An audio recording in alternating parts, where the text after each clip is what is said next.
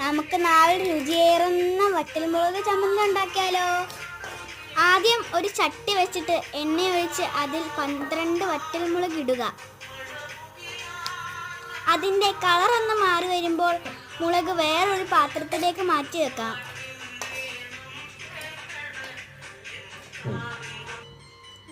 അടുത്തതായി 12 കൊച്ചുള്ളി ഇടണം.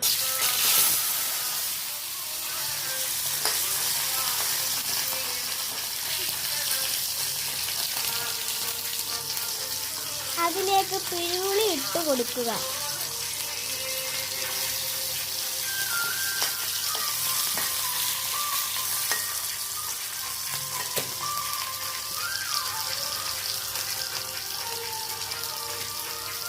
അതിലേക്ക് ഒരു തണ്ട് കറിവേപ്പില ഇട്ട് കൊടുക്കുക.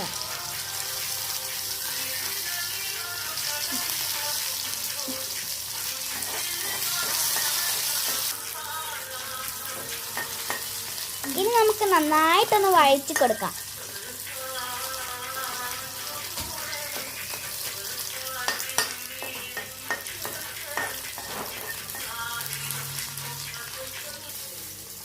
ഒരു ജാർ എടുത്തിട്ട് നമ്മൾ നേരത്തെ വറുത്ത് വെച്ചിരുന്ന വറ്റൽമുളക് ഇതിനകത്തോട്ട് ഇട്ട് കൊടുക്കാം.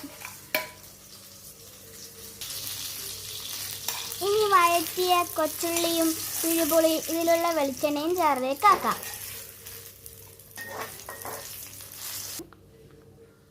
ഇനി നമുക്ക് ആവശ്യത്തിനുള്ള ഉപ്പ് ഇട്ട് കൊടുക്കാം.